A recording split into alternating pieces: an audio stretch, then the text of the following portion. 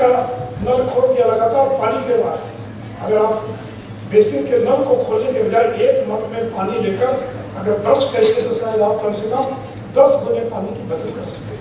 तो ये चीजें हैं जिसको हम चाहें तो अपनी जिंदगी में उतार सकते हैं। उसी प्रकार जो तालाब, नदी, पोखर है उसको गंदा ना करना।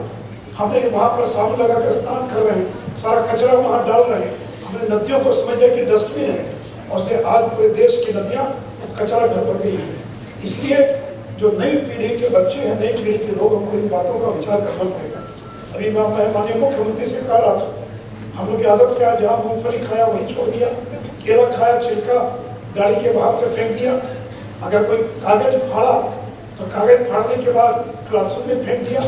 क्या यहाँ बैठे बच्चे और बाकी लोग ये निर्णय कर सकते हैं कि आज के बाद मैं कचरा कहीं भी जहाँ तहाँ नहीं फेंकूंगा, और अगर फेंकने के लिए डस्टबिन नहीं है तो उस टॉफी के रैपर को, उस मूंगफली के छिलके को अपने पॉकेट में रख लें और जहाँ जगह मिले वहाँ जाकर निर्धारित स्थान पर डालने का काम करें। अगर एक संकल्प भी केवल आपने ठीक प्रकार से पूरा कर लिया, स्वच्छता का संकल्प, कि मैं अपने घर में गंदगी नहीं होने दूंगा, मैं स्कूल में कहीं कोई कचरा जहाँ तहाँ मैं फेंकूंगा नहीं, और अगर कोई फेंका हुआ मिल गया तो मैं उठाकर डस्टबिन में डाल दूंगा।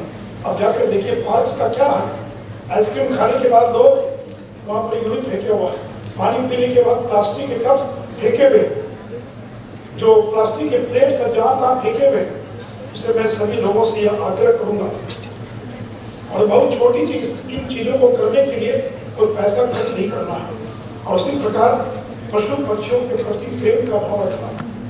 और ये तो यहाँ अधिकांश बच्चे वो होंगे जो साइकिल का ज्यादा से ज्यादा इस्तेमाल करते हैं, लेकिन साइकिल का ज्यादा से ज्यादा इस्तेमाल। मैं एक बार अमेरिका गया और जब देखा, दोपहर में घूम रहा था तो देखा कि लोग दौड़ते हुए जा रहे हैं, मुझे लगा कि कोई किसी का सामान छूट गया, फिर देखा एक नहीं सैकड़ों लोग दौड़ते हुए जा रहे हैं।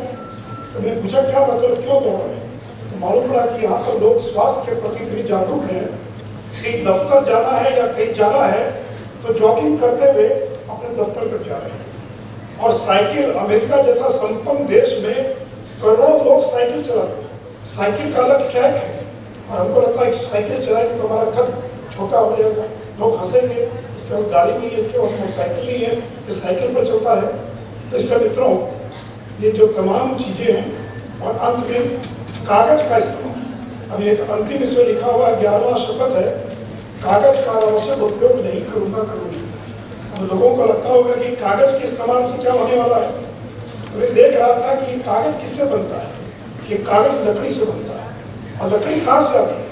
लकड़ी कोई कारखाने में लकड़ी पैदा नहीं होती, जो पेड़ है, वृक्ष हैं, उसी से लकड़ी आती है, लकड़ी से कागज बनता है। तो हम जो कागज का इस्तेमाल कर रहे हैं, इसका मतलब पेड़ का इस्तेमाल कर रहे हैं। एक जगह पढ़ रहा था कि जो A4 साइज का जो कागज होता है, A4, 10,000 से लेकर 20,000 शीट A4 साइज का कागज बनाने के लिए एक पेड़ का इस्तेमाल होता है। यानी अगर 20,000 शीट अगर स्कूल में अगर इस्तेमाल होता अगर एक साल में, यानी एक पेड़ को हमने और बड़ी बेदी पर चढ़ा दिया। मैं इतना ही कहूँगा मित्रों, इन चीज़ों के बारे में जागरूक रहें, और इसलिए आज जो हम लोगों ने संकल्प लिया है, उस संकल्प को अपने जीवन में चरितार्थ करना है। और महात्मा गांधी के उक्ति के बाद मैं अपनी बात खत्म करूँगा। महात्मा गांधी ने कहा था, ये पृथ्वी, ये वायु, ये जमीन, ये जल, ये हमको पुरखों से विरासत के रूप में नहीं मिली है। जैसे किसी को अपने बाप दादों से संपत्ति मिल जाती है, जमीन जायदाद मिल जाती है विरासत में, तो गांधी कहते हैं कि पृथ्वी, वायु, जमीन, जल हमको पृथ्वी से विरासत के रूप में नहीं, बल्कि अपने बच्चों से कर्ज के रूप में मिला है।